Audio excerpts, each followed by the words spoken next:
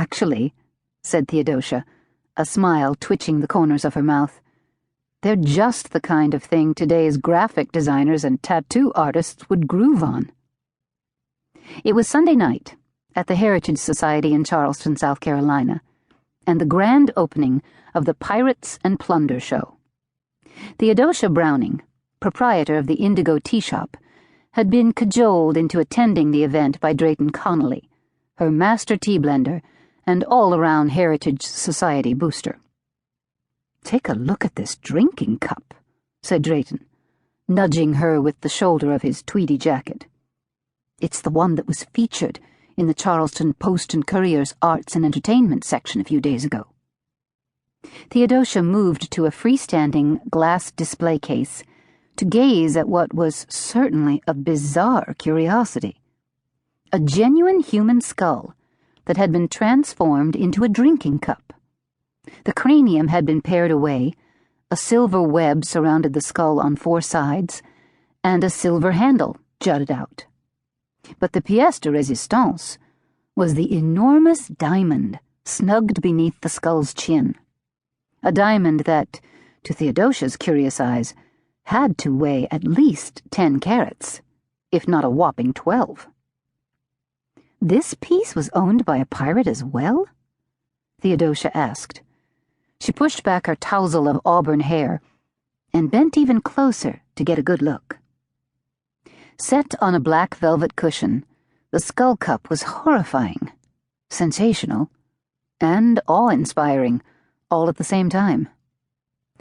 "I assume this bizarre little beauty belonged to a pirate," said Drayton, "though a diamond of such magnitude was no doubt plucked from the necklace or bracelet of some hapless noblewoman who ventured onto the high seas."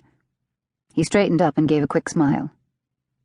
"Gives new meaning to the phrase killer diamond," Theodosia responded.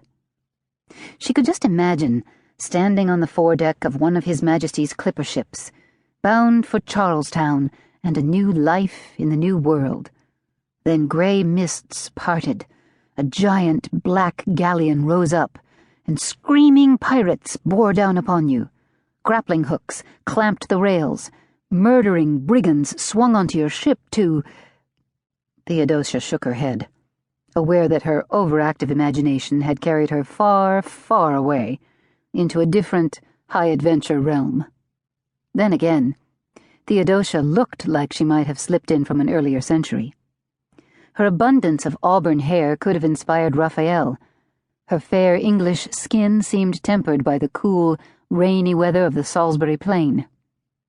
Theodosia's blue eyes sparkled with barely contained energy, and her face, with its high cheekbones and full mouth, was agile and expressive. Theodosia never bothered to keep a tight rein on her passions, whether they be ire or mirth. She wore her heart and her feelings on her sleeve, and crashed through life at full tilt. Drayton slipped on a pair of tortoise-shell half-glasses and inclined his dignified graying head. "Let's read the description card for this oddity," he mumbled to himself. He was a 60-something history buff who loved nothing better than to delve into the provenance of an obscure object. "What's it say?" asked Theodosia. She smiled to herself at Drayton's bounding enthusiasm. He was an almost partner, dear friend, and quirky sidekick, not necessarily in that order. "Whoa-ho," said Drayton, nodding his head with approval. "This wasn't just owned by a pirate. It is a pirate." "Excuse me?" "Says here, it's reputed to be Blackbeard's skull." Drayton took a step backward and blinked in surprise. "My goodness." "Are you serious?" said Theodosia. Blackbeard was, after all, the big daddy of pirates, a man with dozens of grisly legends attached to him, and a fierce and fascinating character who'd entertained and inspired for practically 2 centuries. Growing up in Charleston and the surrounding Low Country, Theodosia had heard endless tales about the swashbuckling pirates and brigands who'd plied the Carolina coast right up until the 19th century. Many had roamed all the way from South America up to Canada.